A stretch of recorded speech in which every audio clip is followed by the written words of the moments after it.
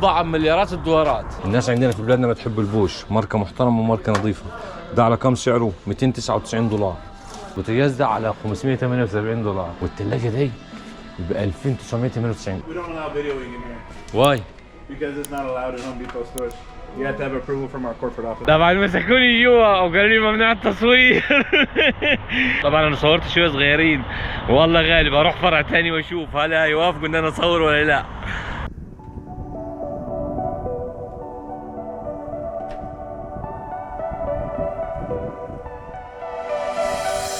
لو انت سباك او حداد او نجار او كهربائي او بلاط زي اخوك، الحلقه دي ليك. ولو انت برضه مش صاحب اي مهني، برضه الحلقه دي ليك، لانه المكان اللي احنا طالعين عليه وهنروح عليه اي حد جاي امريكي لازم يروح المحل دي.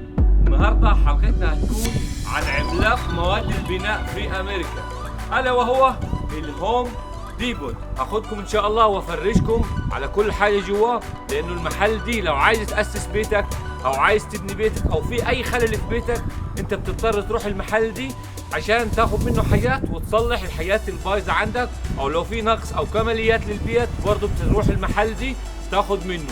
يلا بيني نبدا الحلقه على بركه الله ونطلع على الهوم ديبوت، عملاق مواد البناء في امريكا. وما تنساش تعمل لايك وشير عشان الفايده تعم للغير. يلا بيني على بركه الله.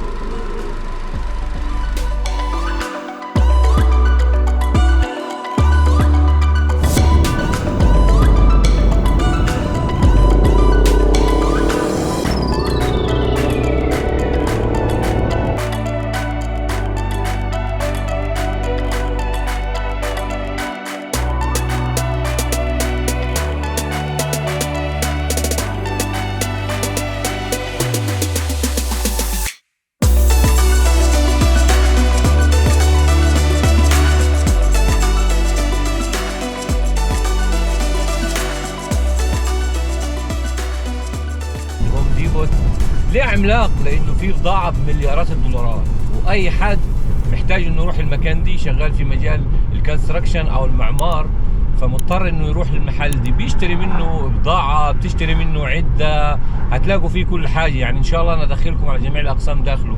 وبرضه اللي عايشين في امريكا واللي جايين على امريكا وهيعيشوا في امريكا محتاجين يروحوا برضه. ليه؟ لانه مثلا لو حصل عندك خلل في اي مرفق في البيت، حصل خلل مثلا في السباكي، في البوهي، في الخشب، في اي مجال عندك، بتضطر تروح المحل دي بتشتري البضاعه بنفسك، وممكن انت تصلح الحاجه بنفسك. يعني دايما وابدا في امريكا هنا اعتمد على نفسك، لانه انت لو جبت صناعي بكلفك. بتعمل سيرش وتشوف الحاجه اللي ناقصاك او المرفق اللي انت عايز تصلحه، بتتجه على الهوم ديبوت وبتشتري الحاجه دي.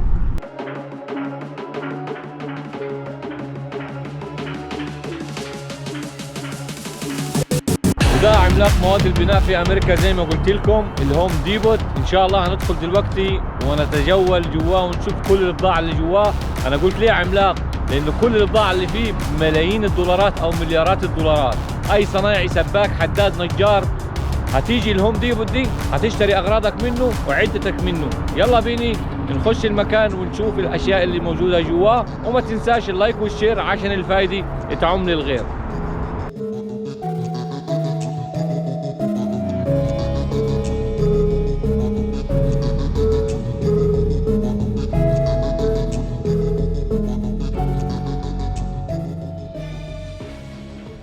وبما اني صنايعي سيراميك اخوكم زي ما قلت لكم، نبدا هي بقسم الطايل.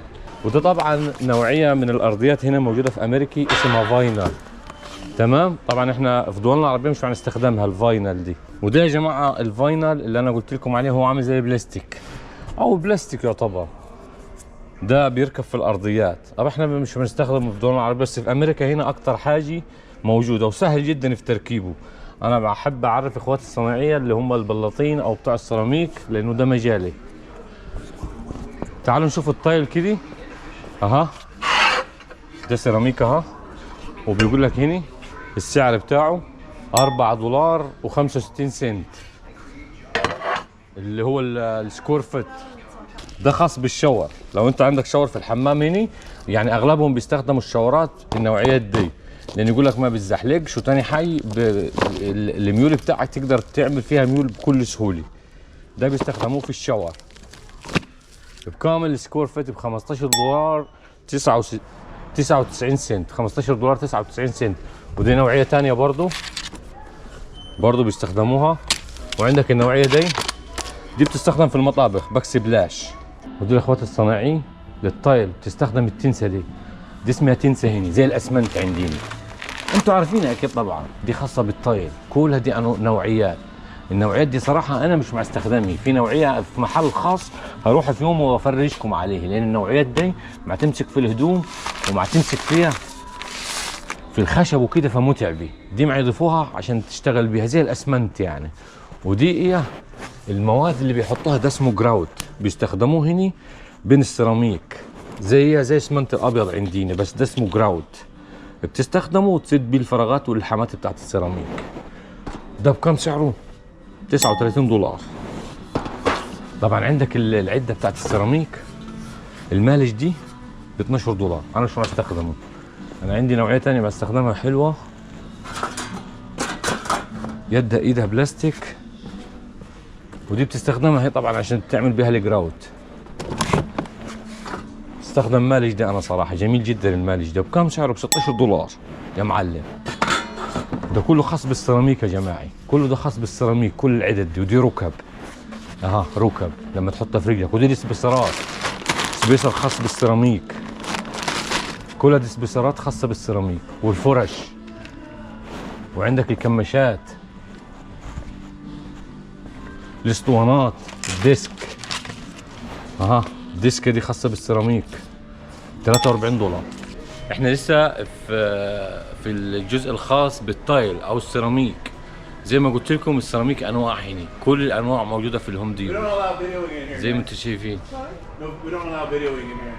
Why? Because it's not allowed at Home Depot stores. You have to have approval from our corporate office to video. ده يقول لازم تاخذ موافقة منه. It's posted Really? on our doors.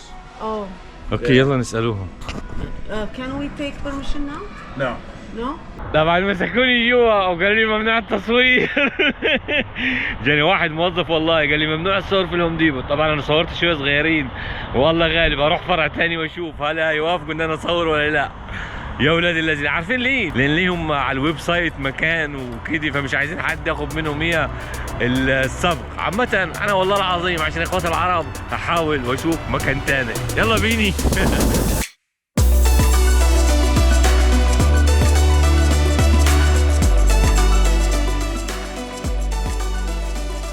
عملت حركة لولبي، سيبنا الفرع اللي كنا فيه دلوقتي وجيت فرع ثاني. حطيت الكاميرا على صدري عشان هي ما يقولوش ممنوع التصوير ومش ممنوع. ده خاص بالصبغة يا جماعة او البوهي او النقاش احنا بالمصري نسموها. دي كلها نوعيات $6 $5 كلها دي انواع صبغ. ودي المعدات برضو موجودة هني، الفرش والسكاكين، سكاكين المعجون. كام السكينة دي $2 دي $2. وعندك الكترات برضو. ده طبعا فرع خاص كله بالنقاشة يا جماعة. دي مواد تنظيف لما طبعا الصبغة او النقاشة توقع منك على الارض دي بتشيل هي. طبعا انا ما اعرفش النوعيات يعني اقول لك الاسامي، بس انا اوريكم بس. كم سعره؟ $10. لما تحب انت لون معين بتيجي وتدوس على الشاشه كده، شاشه الكترونيه، تختار اللون اللي انت عايزه. اي لون انت حابه من الالوان الموجوده دي تختاره.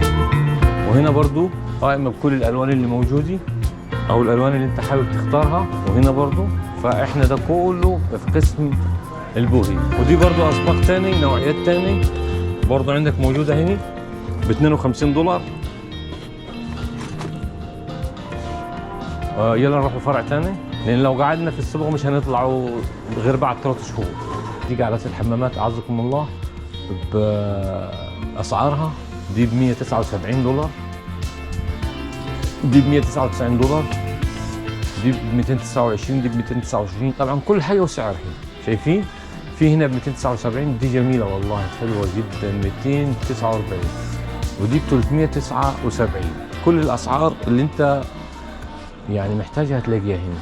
يلا بينا نشوف قسم ثاني. وده كاونتر او سينك بيتحط في الحمام وسعره $179. وهنا كل الالوان السنك اللي بيستخدموه في الحمامات زي ما انتم شايفين. وهنا الاحواض الاسعار برضو في ب 129، في ب 129، في ب 59. كل الاحواض اللي هي والستايلات اللي انت تحبها. هنا احواض تاني بركبه زي اللي عندنا في مصر، احنا بنحبها كده. ده في مصر صراحه هنا ما بيستخدموهاش كتير في امريكا. كده احنا ايه عايزين نخلعوا من السباكه ونشوفوا حاجه تاني. دي العدد يا معلم. كده احنا جينا للشغل الجد للصنايعي. نفتح انجليزي. ده ب $39. نطلع من جزء السباكه لان قلت لكم لو قعدنا نصور والله العظيم عايزين لنا اسبوع ولا 10 ايام ما هنخلصوا. كل انواع الاخشاب، الأربعة والخمسة والثلاثة والستة و24 و26 و28. شايفين الأخشاب؟ دي احنا بنستخدمها هنا، بنعمل بيها فريمات يا جماعة. أمريكا كلها بتشتغل على الفريمات. لما تحب تعمل فريم خشب الحمام ولا حاجة بتستخدم الخشب دي. ده اسمه 24. تقص الأحجام اللي أنت عايزها وتركبها وتعمل بيها فريمات. دي يا جماعة البوردات، ده الجيمسون بورد اللي موجودة في أمريكا. بس ده بيركب في الحيطان، ده للحيطان نفسي. حيطان الشقق وحيطان البيوت بيركب من النوعيات دي. الجزء ده خاص لما تحب انت تأجر معدة، بتيجي هنا وبتستأجر المعدة اللي انت بتحتاجها. كل المعدات كده دي بتاعت انجاشي لو عايز تأجرها بكم الأربع ساعات ب $61 الأربع ساعات، ودي الأربع ساعات ب $12، ودي الأربع ساعات ب $78. كل حاجة عليها سعرها. الفاكيوم لو أنت حابب تاخد فاكيوم بالإيجار ب $17 الأربع ساعات. مواتير برضو بالإيجار. شايفين؟ كل هذه معدات بالإيجار. صواريخ ما صواريخ، كل هذه معدات للإيجار. ده جزء خاص للإيجار. سلالم، حتى السلالم لو عايز تأجر سلم هتلاقيه برضو موجود. وانا احاول اختصر في الفيديو يا جماعه، وما تنسوش اللايك والشير عشان الفايده تعم للغير. طبعا يا جماعه وزي ما انتم شايفين الالواح اللي فوق دي هتعبر عن كل قسم.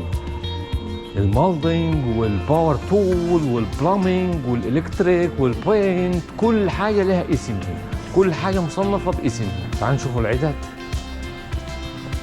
الدريلات، ما الدريلات والصواريخ بالكهرباء ومش بالكهرباء واسعاره. كم سعره دي؟ ده سعره كم؟ $349. وده برضه $199. والبنطات اللي انت عايزها، البنطه دي بكم؟ $22. طبعا كل البنط اللي انت عايزها، كل هذه بنط موجوده قدامك. وعندك ده برضه دريل ب $199. ده بوش. الناس عندنا في بلادنا ما تحب البوش، ماركه محترمه وماركه نظيفه. ده على كم سعره؟ $299. وده برضه بوش، ده نوعية تانية. كل انواع العدد والصواريخ. وده برضه ده خاص بالخشب. كم سعره دي؟ $189. وده كم سعره؟ $89. ده ليه حكاية طويلة معاي. الشركة دي محترمة جدا، يعني انا قطعت بيه المنشار دي، بيستخدموه في الخشب وبيركب دمعة. انا استخدمته هنا في امريكا صراحه ممتاز جدا. النوعيه دي شركه روبي وشركه محترمه. وكم سعره دي؟ $89، يعني مش غالي والله، رخيص. وبص قطع بيه براحتك ما تخافش. انا استخدمته حاجه محترمه وحاجه نظيفه. اما احاول يا جماعه على قد ما اقدر ان انا اغطي اكبر مساحه. وما تنسوش اللايك والشير عشان هي الفائده للغير. طبعا هنا بوتاجازات بكل انواعها والوانها، حاجه محترمه. شايفين الفرن بتاعته واسعه ازاي وكبيره، ب $648. الثلاجة دي حكاية يا جماعة، دي تاتش. بس حاجة يعني حاجة تسوى. روعة الروعة. دي ب $3000. كل هذا خاص باللايتات. لما تيجي مثلا تشتري لومة بتشتري حاجات هتلاقيها موجودة هنا. شايفين؟ جميع أنواع النجف. وبكده تكون انتهت حلقتنا، واشوفكم على خير، ويا رب يكون عجبتكم الحلقة. وما تنسوش اللايك والشير عشان الفائدة تعود للغير، واللي ما اشتركش في القناة يشترك في القناة. وانتظرونا في حلقات قادمة ان شاء الله.